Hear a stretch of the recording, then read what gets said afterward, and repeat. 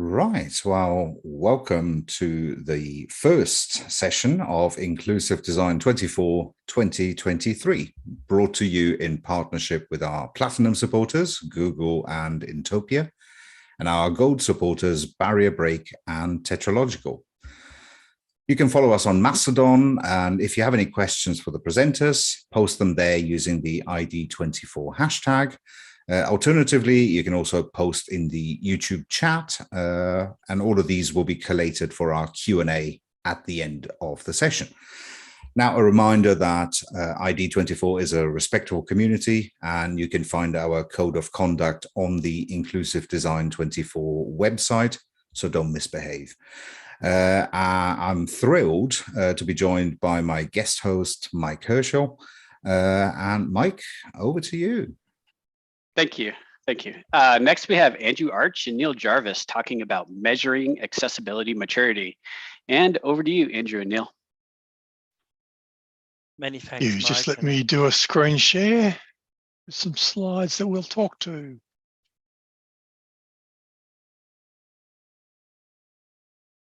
I hope everybody can see that. Over to you, Neil. Many thanks, and thank you also to Mike and Patrick for the introductions and for the opportunity to speak today about a topic which, in our experience, is gaining more and more attention across the world, really, with organizations that want to learn how to become better at digital accessibility. What we'll cover today is what digital accessibility maturity actually is, why we might want to measure it at all, how we can measure it, having decided that we're going to, and a look at a particular model. There are lots of models around, as you'll hear, around maturity, but we're going to focus on a particular one, not because we think it's the best or the only one, it's just by way of example and illustration. And then we'll talk about aspects of a gap analysis, which is part of determining the maturity level of an organization. We'll cover findings, recommendations, next steps, and then we'll wrap up and give people time for questions.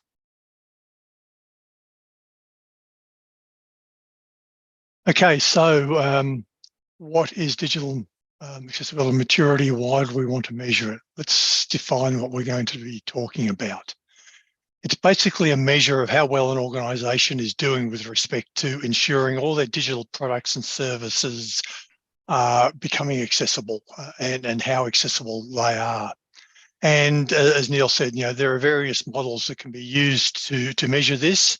I've just put a diagram on the screen, which is from ICON in the UK. Nice, pretty diagram. Digital maturity model. It's not necessarily about digital accessibility maturity, but all the digital maturity models and digital accessibility models take this sort of same form. This particular one has 5 levels. The initial level, which is sort of where people start from, where the process might be unpredictable, it might be poorly controlled. It's often reactive at that stage, just a few people here and there picking up and running with accessibility in our case. Then you move up a level to repeated, where the processes start to become defined and become documented, to the defined levels where the processes are standardized and repeatable. Then you get to the managed level, where processes are monitored and controlled, and optimized, where you're doing everything right, but you're continual in a stage of continuous improvement. So that's sort of those levels that most of these models talk through. Some have 6 levels, some have 4 levels. This particular one that had a nice diagram to illustrate has 5. So what's the point? Why are we bothering to measure digital accessibility at all? Why might we want to know what our maturity level is? Well, we want to get a measurement of the current effectiveness of a group or an organization's accessibility. We want to know whether practices are accessible to as wide a range of people as possible. We want to assess gaps between the current capabilities that an organization might have and the next level of accessibility maturity. knowing where an organization is on a given scale and what the gaps in culture, knowledge, process, etc., should encourage and enable improving overall accessibility performance over time. We want to mitigate risk, help an organization to do that. Those risks might be legal, reputational, or financial.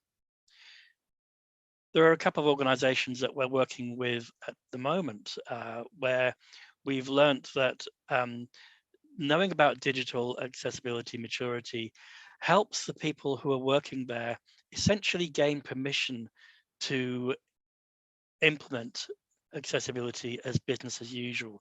So for them, it's a tool, not just an end. A healthcare organization that we've been working with for some time now has used a maturity assessment to help assign accessibility responsibilities around the organization and within a particular department. All of that's made easier if you know where you are and where you need to get to.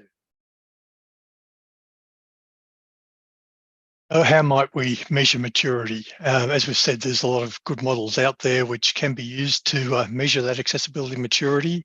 As we've said, there's lots of commonality across them, and they'll have their pros and cons, which you'll need to choose for your organisation which one's going to work best. But for the purposes of demonstrating the value of maturity assessments, we're going to take a look at the draft model currently being designed by the World Wide Web Consortium, the Web Accessibility Initiative. This model is composed of dimensions and maturity stages, and each dimension has associated proof points that you can measure yourself against and deliverables by which that process is measured. You can set the goals and outcomes for each stage, which are going to be relevant to the dimension that you're trying to assess. So let's first have an overview of the dimensions, and then we'll pick a couple of dimensions. Well, today we're only going to look at one and take a closer look at some examples of some goals, some outcomes and proof points relevant to the dimension that we've chosen. So the W3C accessibility maturity model, it's currently in draft. It's being discussed by the W3C with lots of really good people contributing to it. And it's in a process of evolution, even as we speak. But we think it's already, if you'll pardon the phrase, mature in its own right, to take you through it as a way of illustrating the way that a model can work for you.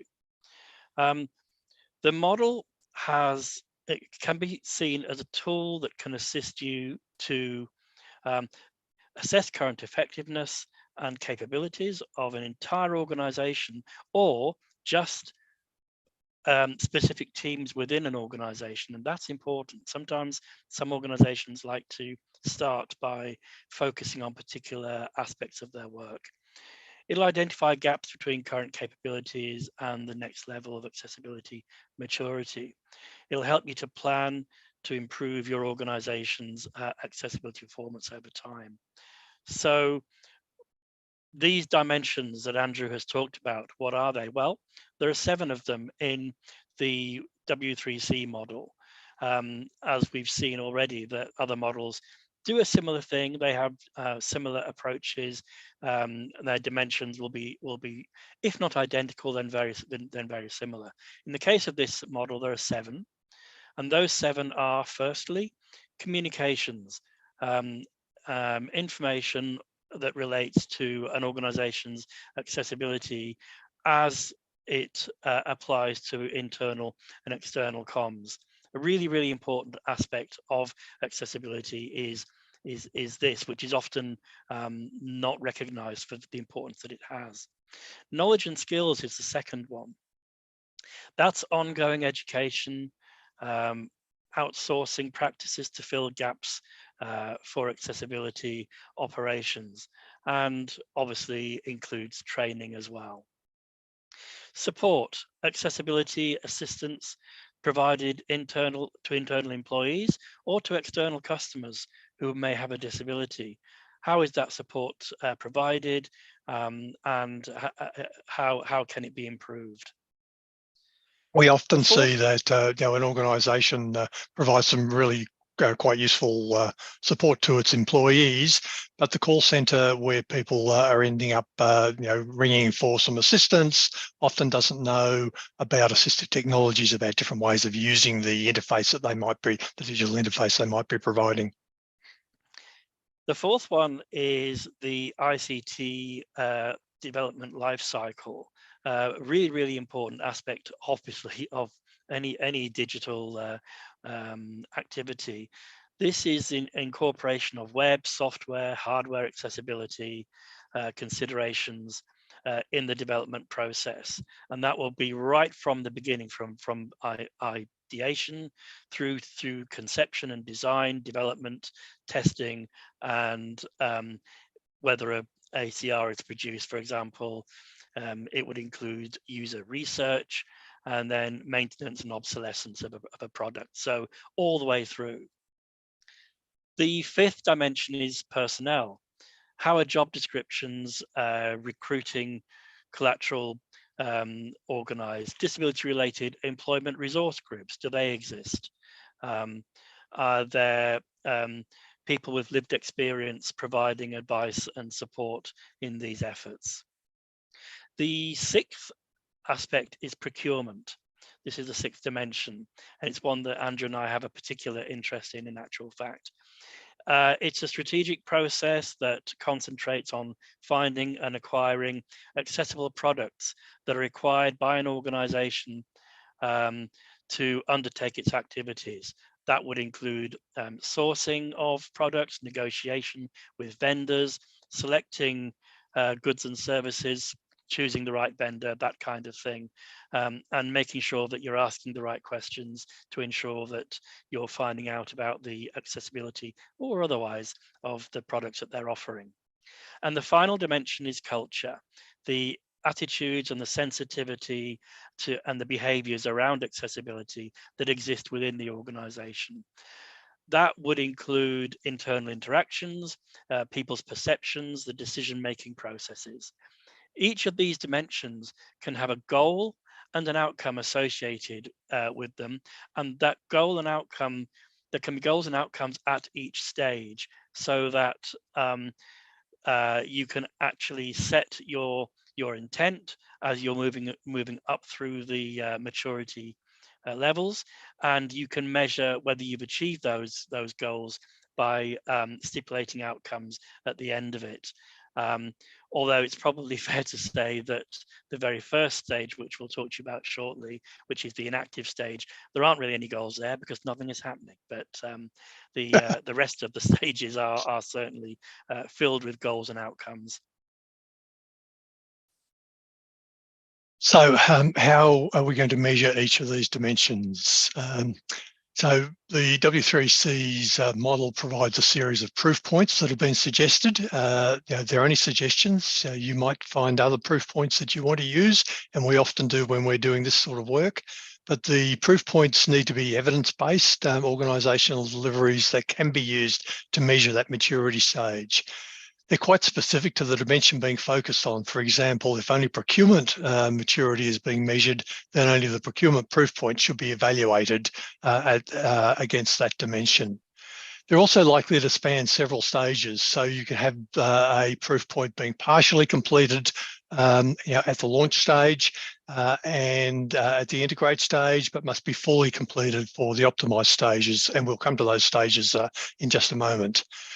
They need to demonstrate that the completed outcomes have been met, and they should be relevant, as I said, to the dimension, but also to the way that your organisation operates. So if an outcome is not relevant, it can be marked as not applicable in the same way that we have the WCAG criteria can be marked as not applicable, and in that case, you've met that criteria. So it'd be pointless requiring an organisation to meet outcomes relating to native apps, for instance, if everything is being done through the web and all services are being and information and sales are being done through just a web interface. So, what are the stages of this model, the maturity levels that this model envisages? Well, using the evidence and the proof points, you can measure an organization's progress on each dimension, which leads to a determination of its maturity level and the organization or department within it. So this is where we get to the point of working out just where you are on the maturity stakes. There are 4 stages. I think we mentioned earlier that this model has 4 stages that organizations can work through. The very first one is the inactive stage. There's literally no awareness and no recognition of a need for accessibility. It's inert. The launch stage is the second stage, and that's where there's recognized need, organization-wide, or at least within a particular team within the organization. Planning has been initiated, but activities are not yet well organized. There's probably not very much coordination going on. Definitely you'll be seeing lots of uneven activity and uneven levels of success. The third stage is the integrate stage. At this point, you should be seeing a roadmap in place. Overall organizational approach should be defined and well structured. And then the final stage, the highest stage, is the optimize stage. And that's where you've incorporated into the whole organization the requirements for accessibility. They're being consistently evaluated, and actions are being taken, and assessments and outcomes are being determined and measured. The W3C has produced what is still obviously a draft spreadsheet, which organizations can use to help them to measure these levels of maturity and the different proof points against each one of them. And you can use that spreadsheet as a kind of aid, if you like, to help you down that process. It will help you to come up eventually with a scoring mechanism. It's a score in place that you can actually say we are at this level on the scale and we've achieved this score, and that determines at the level that we're on. So let's pick an example dimension, and for today we've chosen procurement. Time doesn't permit us to take you through all 7 dimensions because we've only got 45 minutes today, and we'll be kicked off because there's another talk starting at the top of the hour, next hour. But we'll talk through procurement in a bit of detail as an example, and it'll allow us to demonstrate the likely dimension-related goals and outcomes and the proof points that might be used as evidence to say how well are you meeting, at what level are you at in your maturity around procurement as part of the overall digital accessibility maturity. Recently, we've also given a similar talk where we talked about the communications dimension and the knowledge and skills dimension. And if you want to look up Intopia's YouTube channel, you can see what we had to say about those. Today, we're just going to use that procurement dimension. As I think Neil mentioned when he was talking about the different dimensions, accessible procurement is something that Neil and I are both quite passionate about, as we consider it to be a key to delivering accessible products and to supporting employees with disabilities in particular. Last year, we were fortunate enough to be engaged to produce an accessible ICT procurement guide for the Australian higher education sector. That is actually, that whole guide is online now with a lot of detail about how you can go through ICT procurement to make it more accessible, the different waypoints through there. It's online at caudit.edu.au/accessible-it-procurement. And feel free to go and have a look at that. While we put that together for the higher education sector, it's largely applicable to anyone. But we're not going to talk specifically about that process today. We're going to talk about the procurement dimensions and what the goals and outcomes and proof points are that we might consider in trying to measure our accessibility maturity against procurement. So looking specifically at the procurement dimension, and these are going to be goals, outcomes, and some examples of proof points that we think would be useful. Really important to say that you can add and remove goals, outcomes, and proof points to your own purpose. So these are just by way, again, of illustration. None of them are comprehensive. We haven't attempted to list them all because, as Andrew says, we don't have the time to do that, but they're just examples by way of illustration. So goals and outcomes that are relevant to the procurement dimension might include, if we take the stages one at a time, we already said that at the very first stage, everything is inert, nothing is happening. So there are no real goals and outcomes as such. Perhaps the outcome would be nothing is happening. The goal at the launch stage, or one of them, could be that we need to recognize the need for accessibility criteria in the procurement process. It's as basic as that. And an outcome would be that work would be started to identify and integrate accessibility into the procurement processes of all ICT related solicitation documents, assessments of vendor responses and contracts. So big amount of work there, but it's a really important part of the outcome and identifying what those requirements are going to be in those documents. At the integrate stage, a goal might be for accessible procurement processes being introduced and increasingly required, and a roadmap in place for embedding across the rest of the organization. So you may have started out with just one team or one part of the organization. Now you're wanting to expand that across the whole of the business or the whole of the organization. You also might want to have a track record in place for the replacement of non-accessible ICT, so that it's being replaced by accessible alternatives, and that can be demonstrated.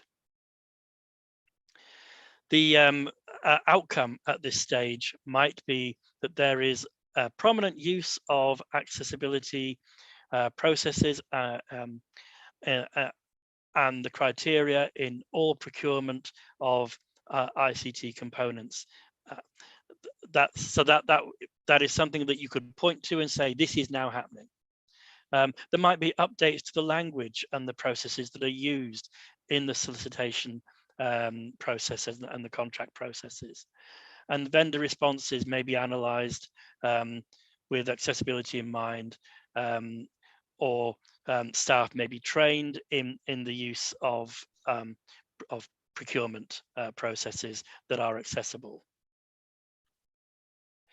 And at the optimized stage, this is the final stage, you would want to have a full and consistent use of accessibility processes and criteria in all your procurement with an ICT dimension. So that is your goal. That is what you want to have at the optimized stage. It's a big bar to get to, but that's what you get. That's what you must expect if you're going to be a fully mature organization. Outcomes to demonstrate that might be that all processes and procedures and tools are in place, and they're used consistently, and they're used regularly, and that they're reviewed and refined to ensure that they remain relevant and that procurement remains accessible over time. You might also have an outcome that ICT equipment and software services are demonstrably more accessible than they were when you started out. That to me would be a logical outcome of an attempt to become more mature in a procurement process. And what would be the the proof points, the evidence that you would use to demonstrate how well you were doing across all those stages. As we said, these are not an exhaustive list, they're not comprehensive, but there would be things like you'd be publishing ICT accessible policy and a procurement policy. You really do need that at the beginning of the process, because without that, you'll wander. You're going to want to have accessibility requirements related to information and communication, which is communicated to vendors. So the vendors know what to expect. You can't expect them to provide you with accessible products if you don't ask them to and don't explain to them what that actually means. The documents that are used in the procurement process are themselves accessible. That should be obvious, but often it's not. We often see organizations that are trying really hard to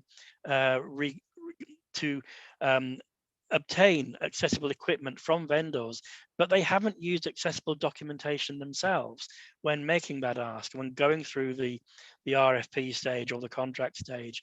You have to walk the walk if you're going to expect vendors to do the same. Questions about accessibility put to vendors as standard procedure. So usually what happens is there's a vague question, are your products accessible to people with disability? Which doesn't mean very much to most vendors. So you actually have to ask very specific and pointed questions that will enable them to answer better. And then consistent evaluation of the processes used to respond to those questions. What have they said, and how reliable is the information? You also want to have in place a methodology for vendors to put in corrective action. It may be that it's not possible for them to provide with accessible solutions right now, but that they can have a roadmap to get to that point.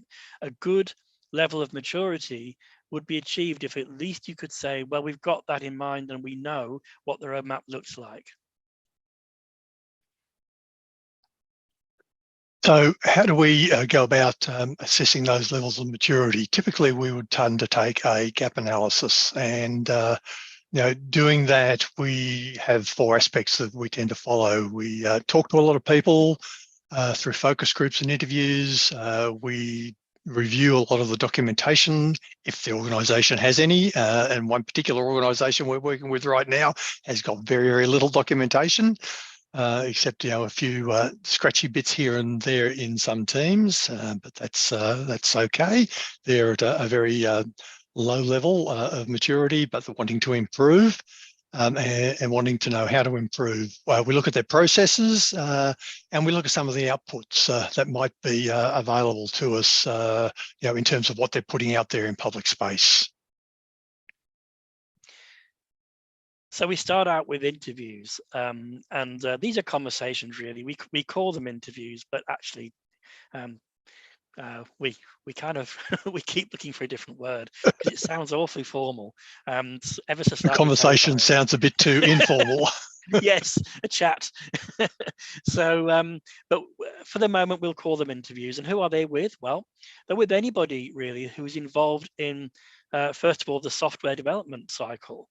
So that's your developers and your designers and your testers and your quality assurance folks and BAs and all of those people. We need to get a real good conversation going with them about the processes they currently follow and what their level of awareness currently is. But then you need to have a conversation with leadership. Leadership's really important because unless they buy into the whole concept of accessibility, it really is not going to go very far.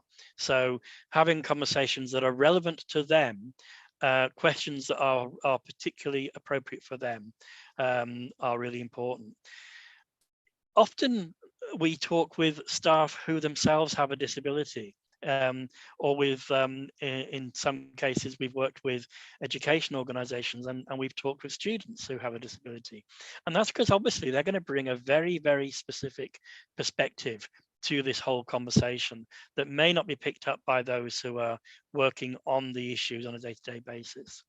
We'll also talk with marketing and communications people. They're the ones who actually have a lot of the conversations, especially with outside people, and they're the ones who are going to sell the idea of accessibility through internal awareness raising and indeed to outside partners and customers. So they're really key in this conversation. And of course, the folks who are at the people and culture part of the organization, particularly those who are working in diversity, equity, inclusion, that sort of thing. You want to find out just how far along they are in understanding the importance of accessibility. We often see, for example, that even with D&I teams, accessibility is actually quite low on their level of awareness, even though they're working in other aspects of inclusion. So really important to get their perspective and to see what they're working on and how this can fit in for them. And then you'll want to talk with support people, particularly people like call center staff or customer service staff, because they're the ones who are the first point of contact very often with a customer. If you're looking at an external facing organization, they're the ones who probably are going to hear first if someone's having an accessibility problem. So how are they dealing with that if it comes in, and do they have a process for reporting accessibility issues to the rest of the organization?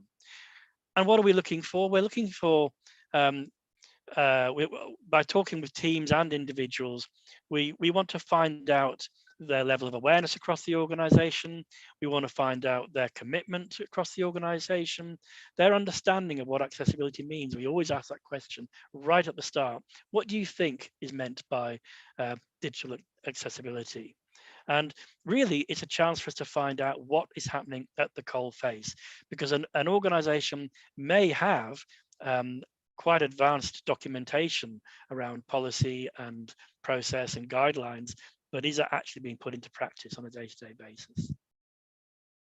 Conversely, with some organisations, we find really strong pockets of very passionate people trying to do the right thing to make the digital products accessible, but there's no support, no documented support, no policies in place saying that this is a requirement for the organisation, that they're actually going to everything they deliver is going to be accessible. So we see different things in different organisations, which implies different levels of maturity, of course. So what processes do we consider? Look at these as appropriate to the organisation, but the design and development process, the UX that might be going on before that, right back at the ideation. When is accessibility being considered, if it's being considered at all? And as I said, we often find little pockets, sometimes in the design team, sometimes amongst the engineers doing the development work. Sometimes they're talking to each other. Often we find walls between them, and those two teams aren't talking to each other. So the process isn't continuous and evolving. What's the publishing process that's going on? Is there a gateway that might consider accessibility? Procurement, as we talked about, that dimension. If you're outsourcing some design, or you're outsourcing development of an app that you need in your organisation, what are the requirements there? Have you ensured that the organisation that might be providing those services understands that you expect it to be accessible, and what do you mean by that? Events. One of the organisations that we're working with at the moment undertakes a lot of public events, and that became a very apparent as a gap in their digital accessibility because they were, their website was reasonably accessible, but the events they were organising, they had some control over when they were being presented by internal people, but a lot of the marketing then around those events was not being done in an accessible format. So there was a gap there in running the events, making sure the events themselves were accessible and the marketing of them. The recruitment aspects, does accessibility feature in any job descriptions? You might have core technical requirements, but often people have, it would be nice to, if you also had these skills, at least accessibility should be written in there. And then, as Neil mentioned, how are you dealing with feedback? How are you dealing with complaints? Does the support team where those are going into understand what digital accessibility means? How people with disability might be using the products that you've put out there in public space, in a different way from the way your designers and developers might have been using it. And then we'll look at their documentation. Often we do that in parallel with the interviews. Often we do that before and sometimes after. The advantage of doing it before is that it can actually help us to bring some additional questioning to the interview process. But sometimes it just happens that we don't get hold of the documentation in time to do that, and we have to go back and cover some additional ground. But documentation is really important because it helps us to measure what their level of commitment is to accessibility. Do they actually have any way of measuring that commitment themselves? Have they got any planning in place? And what are the processes that are used to do all of that? The documentation that we look at might include policies and strategies, and that would include things like a procurement policy or a digital accessibility policy, or inclusion, accessibility and inclusion action plan. We'd look at annual reports because how accessibility is depicted in a very corporate document like an annual report says a lot about the organization's comfort with accessibility. Risk register is always important because have they recognized that that there is a risk element to accessibility or the lack of it, and is that being captured in the risk register itself? And obviously, as we mentioned earlier, the procurement documentation itself. What is that documentation? How much does it take into account the requirements of accessibility? So then, as Andrew says, we would have things like job descriptions, professional development plans, those sorts of things that tell us how people are learning about accessibility, indeed, if they are.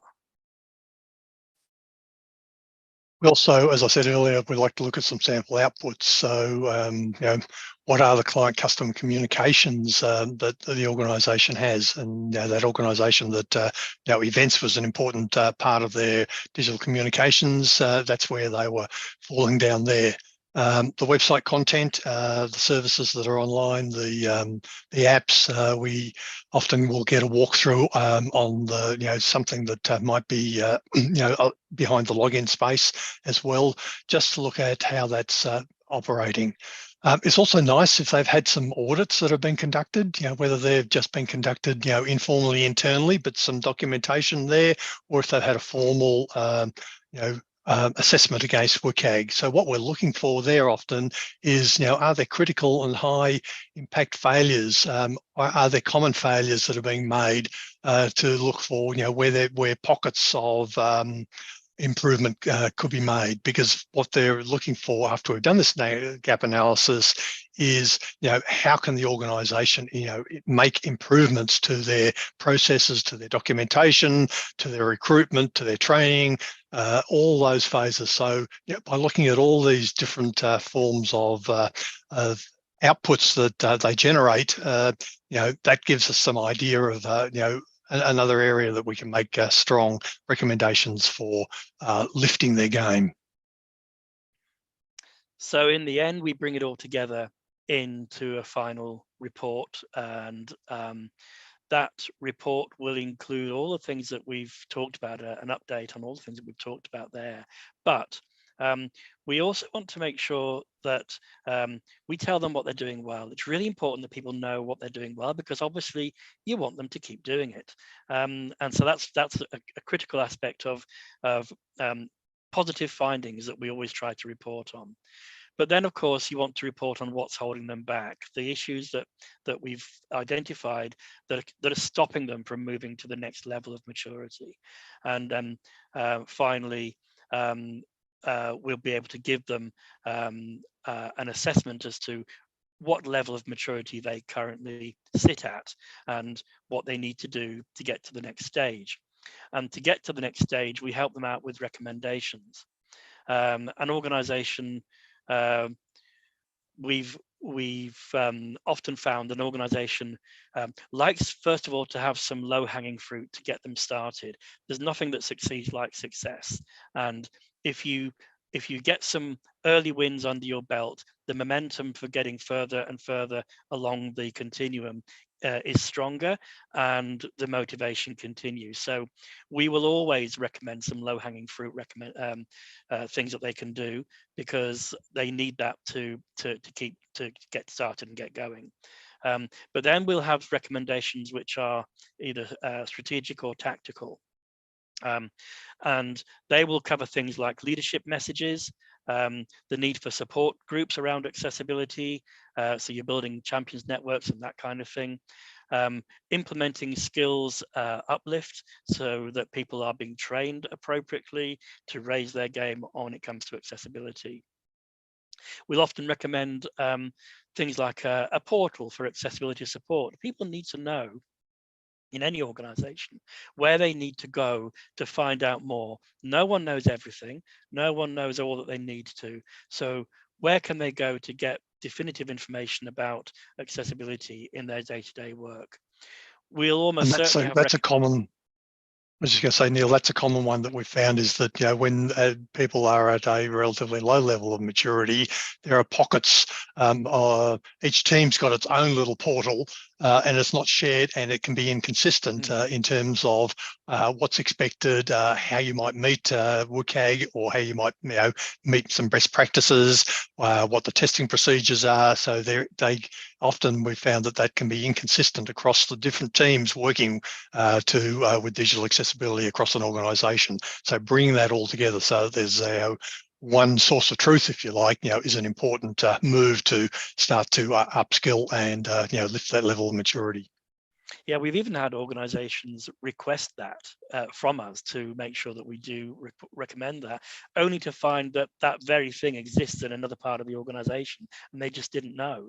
So that's a really important point. And then we'll usually have recommendations which cover outsourcing and procurement. Obviously, we talked about a lot of that today, and recruitment as well, when it comes to how you hire people with disability and how you hire people who know about accessibility. We'll help to prioritize those recommendations. We'll suggest whether those are high or medium or low priority, because it helps them to do their own planning that way. And we'll often indicate recommended timelines, although timelines can often be something which is organization specific in terms of what their own priorities across the whole organization are and what their capacity is to do things. But we will make recommendations around that usually, and certainly we'll talk to them about that in the final processes.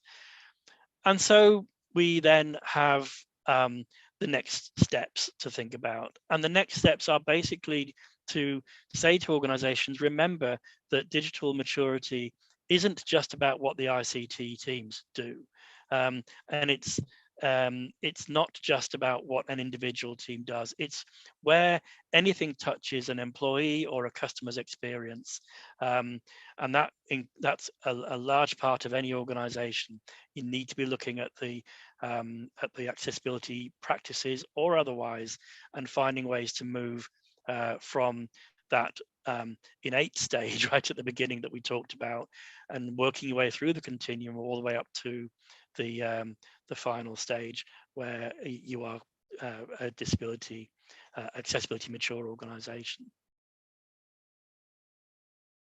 So why do we care about measuring? Basically, as H.J. Harrington said, measurement is the first step that leads to control and eventually to improvement. If you can't measure something, you can't understand it. If you can't understand it, you can't control it. If you can't control it, you can't improve it. And we really do think that applies to digital accessibility right across the board. Thanks. We've got a little bit of time left for questions, I think. Excellent. That was great stuff, Andrew and Neil. I've got a question of my own. We ran a bit dry on YouTube and on the socials, but no, Mike and I have plenty of questions. We'll see if we can filter down to the most important ones. Probably an initial one just from myself is, I mean, the maturity model, the W3C maturity model, is a really nice structured framework to basically tackle these things. Is it more of a tool that you would say is internal to, in this case, Intopia? What I'm probably getting at is, do you actually mention it by name when you talk to organizations, or is it more something that just basically informs your process, but the organizations themselves are not aware that this is what it's actually called or what you're using? Some organizations, sorry, go ahead, Neil.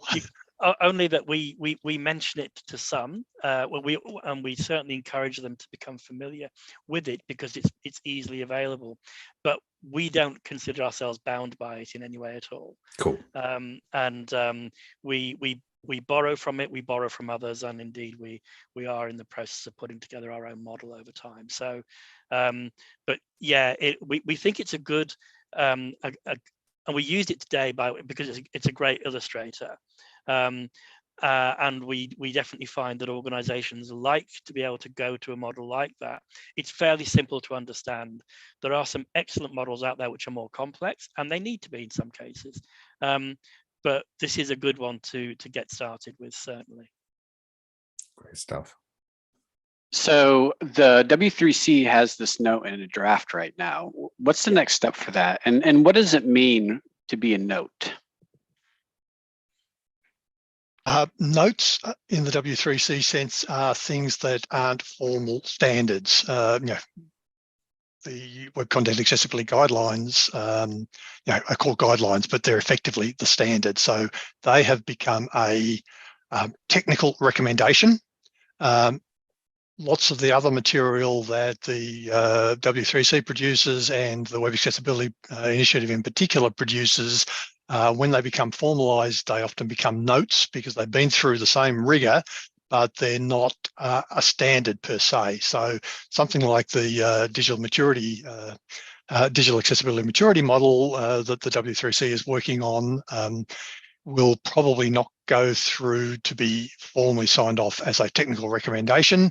It'll probably remain as a note because it's guidance rather than a standard to adhere to. So that's effectively the difference. But something that gets published as a note has been through a very formal review process. Cool. You have a couple questions on YouTube and some comments here. So thank you for the insights. I would like to ask, what can be done to incentivize more accessibility, since at the end of the day, businesses will prioritize making most profits?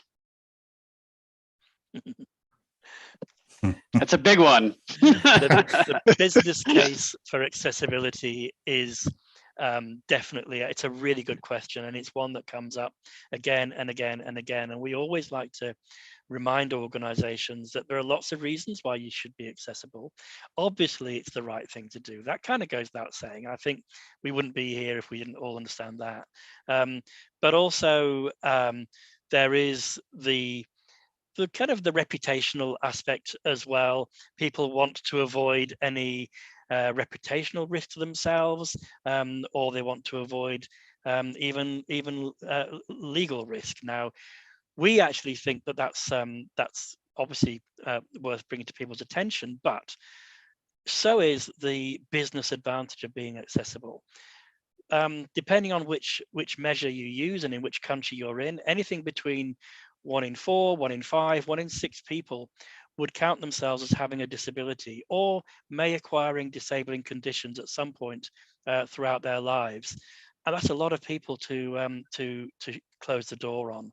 And so we always try to explain to organizations that there is a strong economic reason for not blocking access to potentially a quarter of your users.